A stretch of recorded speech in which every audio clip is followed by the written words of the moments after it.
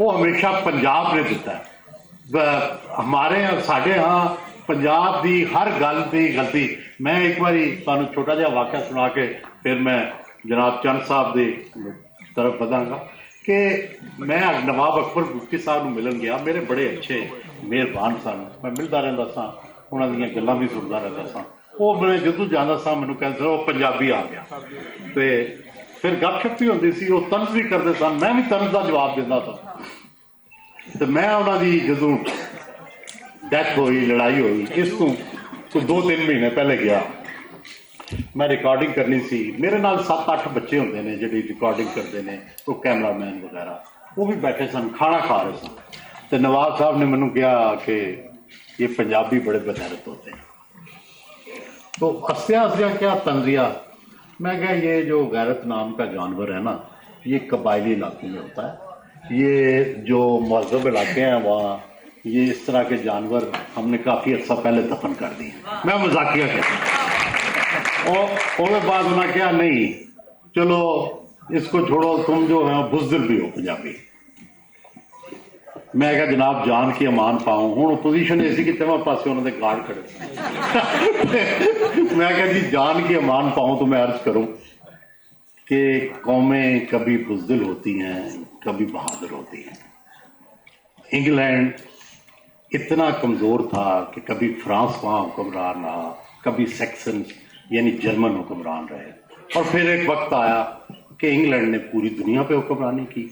इसी तरह कभी हमने पूरी दुनिया पे हुक्मरानी की रंजीत सिंह के ज़रिए, कभी अशोका के ज़रिए, कभी बाकियों के ज़रिए, कभी जो सेंट्रल एशिया के लोग थे वो हमारी तरफ भी आ गए। हमारे ब्लड ब्रदर्स थे, हमारी तो उनसे लड़ाई नहीं थी, हम भी सेंट्रल एशिया से आए थे, वो भी सेंट्रल एशिया से आए थे। हम मिलके जाके दिल्ली जाके कब्जा करते थे, तो आधा आधा बांट लेते थे, कुछ छीन भी लेते होंगे वो। तो नवाब साहब कहने लगे लेकिन मैं ये कहना चाहता हूँ आपसे कि पंजाबियों का तारीख में रोल बहुत गंदा रहा है। तीसरी दिन उन्होंने फिर हमला किया। मैंने कहा जी हाँ हम पंजाबी जो है जब अंग्रेज आए तो कसीदे पढ़ लेते थे जी। और यार मैं ये अच्छी नहीं बोल रहा। अच्छा तो वो फिर मैं रुक रुक के बोलांगा तो मेहरबानी। अच्छा वो मैं उन्होंने अर्ज की थी कि जी गल ये कि असी ठीक है पंजाबियों ने कसीदे भी लिखे ने, तारीख के विच मौजूद ने, सजादा नशीना ने सलामियां भी कीतियां ने, असी जागीरां भी लईयां ने, लेकिन साडा तारीख का अंदाज बड़ा बावकार सी। जो तुसी बलोचा ने कीता है वो असी अज तक नहीं कीता कि तुसी ते सारे बलोच सरदार टांगे च लग के ते तुसी सर कर्नल सेंडेमन नूं खिंचिया सी। तो मैं क्या बुगटी सरदार भी शामिल सी। ते अकबर बुगटी साहब ने इंज मेरे हाल वेख्या, मेरा हाथ चुप फड़िया, kissed my hand and said you win it.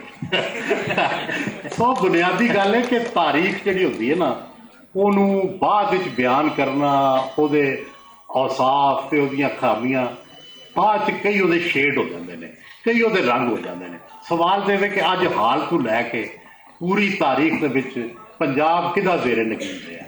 Punjab ने ही हमेशा हुक्मरानी की है, और या अगर किसी कोई होर हुक्मरान रहा है तो असीं उहदी हुक्मरानी मनीगी। पूरी तारीख दे विच ये प्रिंसीपैलिटीज़ रही ने, ये आज़ाद रहा है, ये ऑटोनोमस रहा है, या यदा हुक्मरान जिहड़ा है उन्हें अफगानिस्तान भी हुक्मरानी की है, उन्हें पूरे पंजाब। और तुसी भावें इनू बुरा समझो अच्छा समझो, अज भी पंजाब ही इस खिते का हुक्मरान है। पंजाब भी अज तक पूरे खिते नूं दी हुक्मरानी कर रहा है। असी इस्तेसाली समझो, सानू ताकतवर समझो, सानू बुरा समझो, सानू अच्छा समझो, असी ही फोर्स हाँ जिहड़ी इस मुल्क नूं इस खिते नूं चला रहे हैं और चलाते रहांगे। Thank you very much.